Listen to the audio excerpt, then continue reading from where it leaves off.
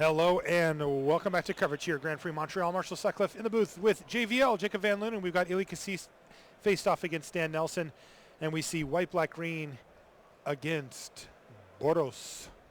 So we know who's going to play the control route here. Generally speaking, it's going to be Ili.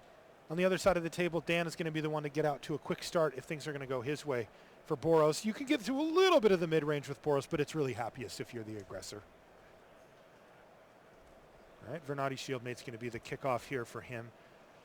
It has a very good qualifier to it. It is a 2-drop. That is why you have that card in your deck. Yeah, and it's a very easy to cast 2-drop. There are a lot of 4-color decks that you'll end up playing, 3-color decks, where this is the kind of 2-drop that you can reliably cast out of those decks that are just Frankenstein mana bases.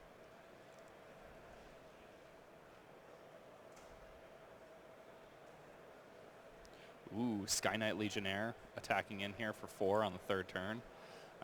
We talked about it earlier this weekend, but Sky Knight Legionnaire is, I think, a lot better in this limited format than it has been in other limited formats where it's been because of Wojek Bodyguard. I think that people oftentimes will have the Bodyguard in play. They'll get their other creature killed. The opponent will think they're safe from an attack step that turn, and then a hasty flying body comes down, attacks, gets mentored, and things usually end badly from there.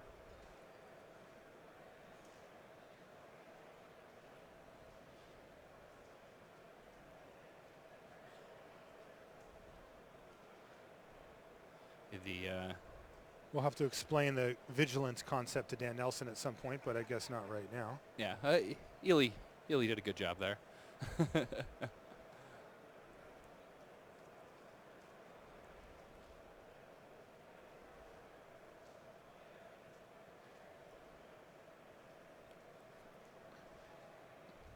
Rock Charger. Is this going to be a Poisoner? It is. Hard Poisoner now for Ili Cassis. That offers to trade off with at least something on the ground. Yeah, and they're, that should be enough to slow things down a bit here for Dan.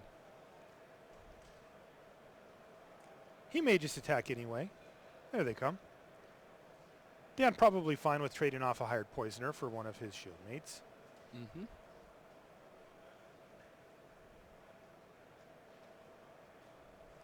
And with a Sure Strike, he even gets to get rid of the Rock Charger. So he's left with just the only creature left. Uh-oh, there it is. Wojek Bodyguard, your favorite friend. Yeah, this is one of those cards where the first time I read it, I was like, oh, that's kind of stinky. And then the first time I played with it, I was like, ooh, nice one. Whoa, is that Tristani? Hello. Yes. Well, that's a game changer for Ili Cassis. So he was just fine trading stuff off because, boom, Tristani Discordant hits the battlefield. And now he's got 4 power of lifelink and a 1/4. And the shields are well and truly up here for Ili Cassis. Dan Nelson running into the machine. Oh, he's not even scared at all, though. Just going to jam with both. Yeah, Tristani's Discordant, a really exciting card. Perhaps even with constructed applications. Ili right now looking at the possibilities. So the disaster scenario here is that he double blocks with the soldiers, and then Dan Nelson has like command the storm to kill Tristani. Then he loses everything. But he may feel like it's worth it to just go ahead and take that risk here anyway. So let's see what he does.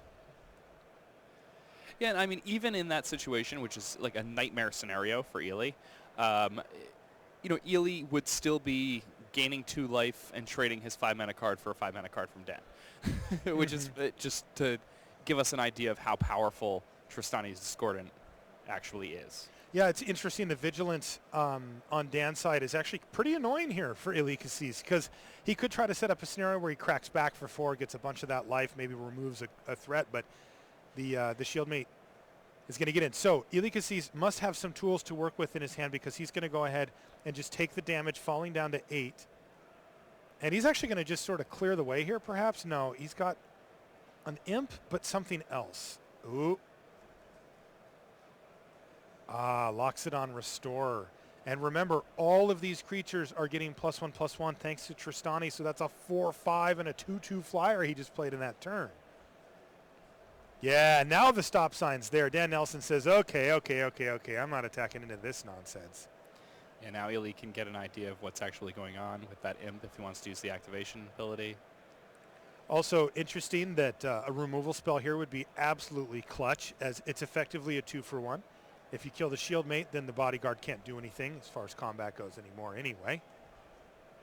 Is this getting activated? No, it's attacking.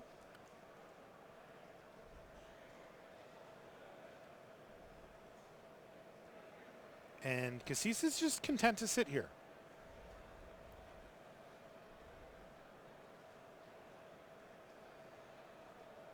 Tenth District Guard here for Dan Nelson. He does get a trigger from that, but take a look at his hand there, JVL. Stone nothing. He's got 2 lands, plays one of them, passes the turn back to Cassis. It is his world. You got to like Ely's chances here. Yeah. The fact that everything Ely draws off the top is going to have additional power and toughness. He's winning on board now.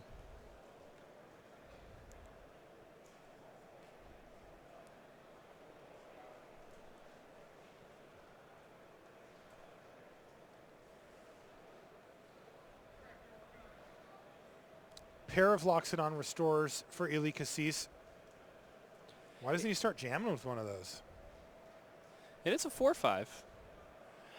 See, there's a card that another card that I did not think I would be playing much with, and I played a reasonable amount over cards that are like just vanilla 2s and whatnot. It's a good card, man.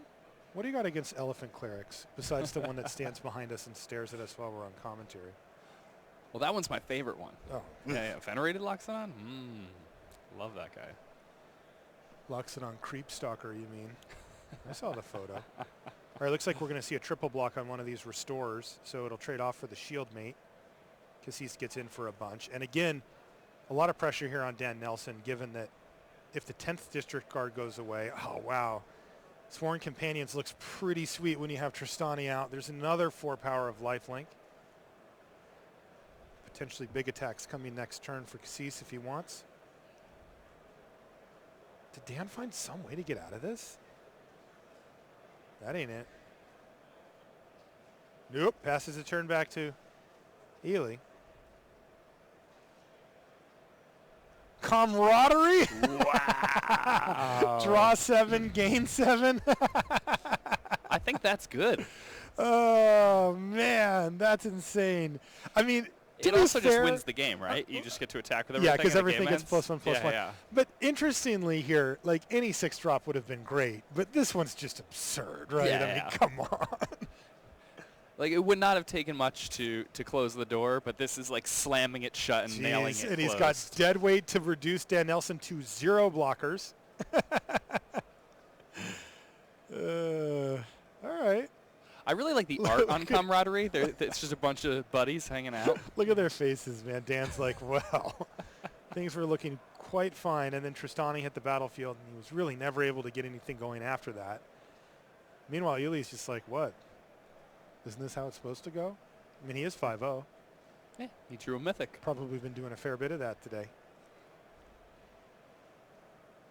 He's also playing a deck that is very clearly built by somebody who understands sealed deck. You know, his deck looks like it has the tools it needs to overcome early game aggression and has the disruption necessary and the mid-range game necessary to contend with more controlling, maybe Dimir or 3 or 4 color decks. So, you know, we saw some decks like this earlier where, you know, the deck didn't really have such a defined role. And here, Ely kind of showing off how one can build their sealed deck to really be well suited for any type of matchup in the first game. And we can expect a lot of sideboarding from somebody like him. This is a format where you have a lot of options for games 2 and 3. And you see these 2 guys here just kind of going deep on the sideboards here. I think that's one of my favorite parts about this limited format is just how deep sideboarding is. I think that oftentimes when I go into a second or third game, even when I'm drafting, I'll find that my deck is, you know, 3 or 4 cards different for the second and or third game. And like that just shows the depth that you can find yourself with different cards that might be unplayable in one matchup, but essentially win the game for you in other matchups. So it's like Modern. In that regard, maybe. I think limited sideboarding, I think, is one of the least talked about and most interesting parts of Magic strategy. Yeah, sealed, of course, gives you a lot of options out of the sideboard. Tons of cards. Everything you don't play in your sealed deck goes in your sideboard. And you see that. Is that 3 or 4 cards there coming in for Dan Nelson? It's a big change.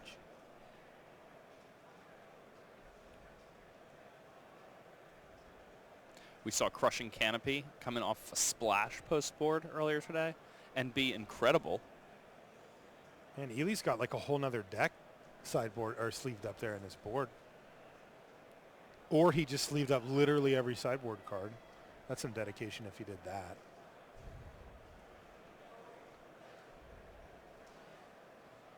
It depends how playable that pile is.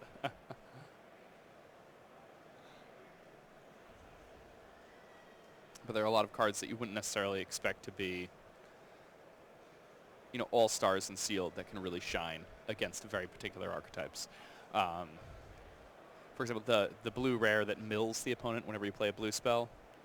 If you're playing against Dimir, it's going to be very, very difficult to beat that if you have, even 8 or 9 blue spells in your deck. But against most opponents, it's pretty much useless. Mm. Yeah, it's a good sideboard card for sure. All right. Take a look at our opening 7 here for both of our players. Ely Cassis up a game. Both of these guys undefeated right now. Let's see if we can't get underway. We can indeed. Boros Guildgate to kick things off again for Nelson. Looks like he's not playing a ton of 1-drops in this deck. Though, we'll find out shortly. No 2 here, though, for Nelson. That could be a problem, especially with a slow start here from Cassis. Tap land. Ooh, Tajik has hit the battlefield now for Dan Nelson. Boom. Yeah, this card is quite good. I imagine we're going to see a bit of this card in Constructed also. You oftentimes get 4 points of hasted power for just 3 mana because of the Mentor ability. The extra clause of preventing non-combat damage can come up more often than you'd expect. It's actually come up less than I expect, Jake. Oh, so I thought it would never come up, ever? I've never seen it come up. Oh, really? I've seen it come up. How? Clarion. Deafening Clarion. Okay. So 2 rares. Well, I'm talking about in Constructed. Oh. In Limited, I've never seen it come up. Okay. Well, let's stick to Limited here, buddy. Yeah. Here's Wojak Bodyguard now for Dan Nelson. Come on, let me have my 1 weekend. Oh, my I prefer this also. Weekend. This is the best. First week Limited. Deafening Clarion? I'm like, who's opening all these rares? That's a card I really want to open, to be fair. Oh! There goes. Yeah, that's what I'm saying. I don't get these great cards. All right, Deadweight to take down Tajik here. Lava Coil, Maria? All right, my first generous stray of the day. I've brought you a lizard. And the lizard is, in this case, a card. Love generous stray. Here's a pack beast to tap down the stray. But Wojak Bodyguard, little timid about jumping in the red zone by himself, so going to have to just say go for Dan Nelson. Yeah, he's got to be with the beast that he's been hired to protect, That's right.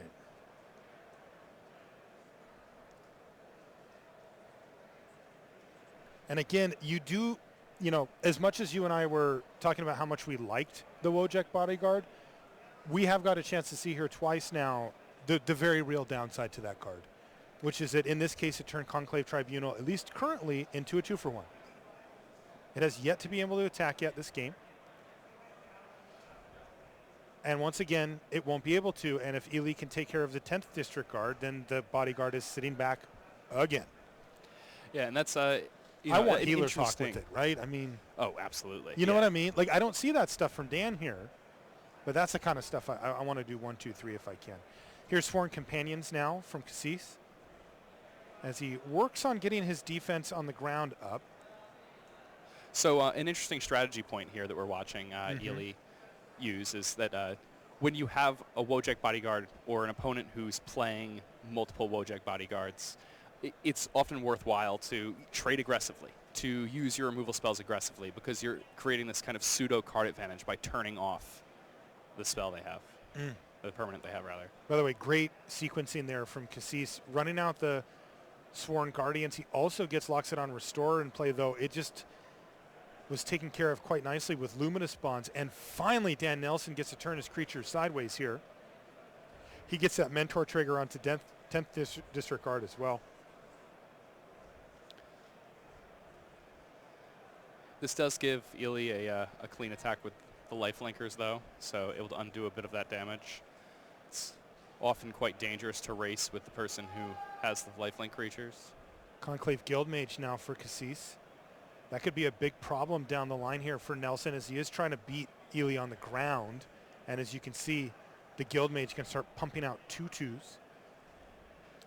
Yeah, Dan's all out of gas, and a lot of his top decks are just going to be 2/2s that can be made for free. Here's Crushing Canopy for Luminous Bonds, freeing up a block with the 3/4 Loxodon Restorer.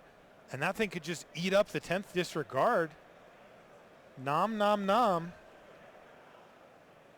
Ely also considering, don't throw the cat under the bus. No, it brought you a lizard, man. Unreal. Would we call this an elephant ambush? Yeah. Although in this case, it looks like Sure Strike is going to send the elephant packing. So elephants and cats hitting the graveyard. Maybe Ely has some type of undergrowth card that he wants to power up. Because that was a pretty early chump block with the cat, right? Like just to soak up 3 damage when you're at 14.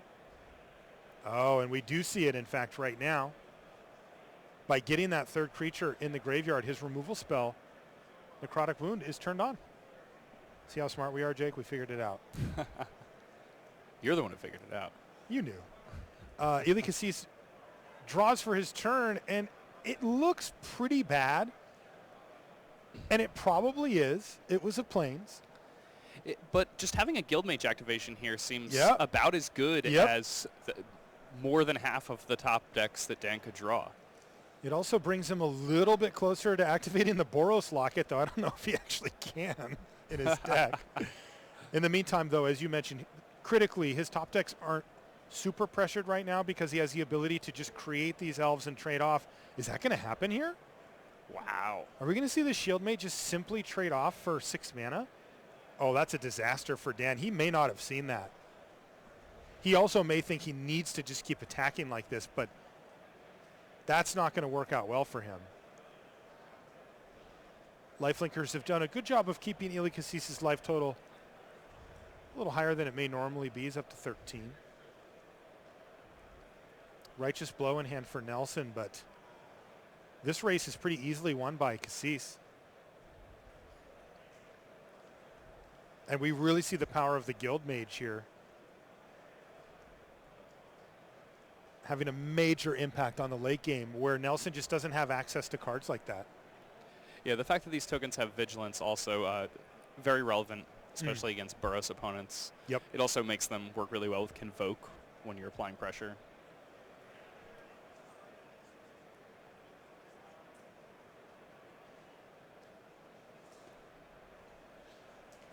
Tell you what, this is a nice performance by Ely Cassis. Just patient, strong cards. I think what you said really is showing right now that his understanding of Seal deck is coming through. His deck has inevitability. There's Justice Strike in many forms. And Parhelion Patrol now from Nelson. Parhelion Patrol actually pretty good. It does matches up stop nicely here. Yeah, it really kind of does. So we may have a bit of a stall. But again, every turn that goes by is bad for Dan Nelson because it's just free value for Cassis. Dan will be able to attack in the air while also playing defense, though, thanks to the Vigilance there on the flyer.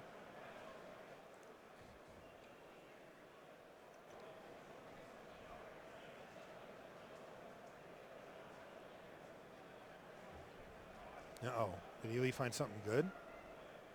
He's found someplace to put 5 mana. It looks like Crawl Foragers. Going to gain him 3. Boy, he's gained a lot of life this game, JVL. Like 7 life? Like, I think he's gotten at least 2 attacks in with the soldiers and then the foragers now, too. And that's what you want to be doing against these burrow stacks. Yeah. I mean, he also played an elephant and gained 4 life. You're right. Yeah. Oof. Oof.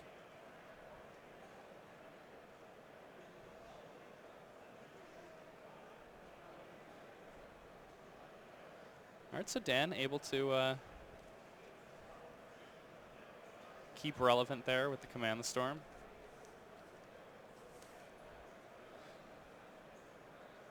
Sunhome Stalwart. There's a card I really like a lot. I think it makes things like Healer's Hawk playable if you end up with multiple Stalwarts. Flight of Equinox. All right, this is starting to get kind of interesting here for Dan. His last 2 plays have been really perfect for the board. Holding back the smaller creatures from Cassis and now providing a very real clock in the air, just 2 turns, even with an attack with the soldiers. So this is getting interesting.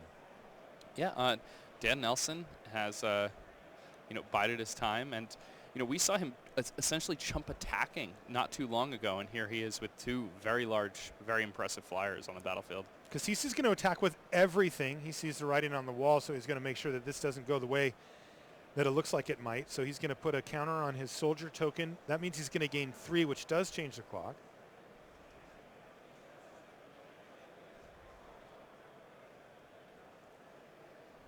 So Parhelion Patrol would eat up the soldier. The Equinox would eat up the 2/2. But Dan is down to 6 now. And the clock is different. Oh boy, he's got another one too. Sunhome Stalwart number 2. Going to need some good top decks here from Dan, even though he has put himself in a position where he may be able to steal a win here. It still looks like it's falling away from him pretty quickly. Yeah, Ely can simply make another token, turn the team sideways. Yeah, doesn't quite give him lethal. Right? Let's see, 2, 4, 6. Oh, it does give him lethal. Yeah. Yeah, he'd actually have to attack with the Conclave Guildmage, but when you're looking at a win, that becomes a lot easier.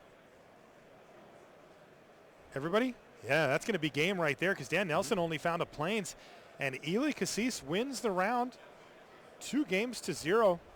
Again, I thought that was an impressive performance by him. I think going back to what you said at the beginning about him really kind of understanding sealed.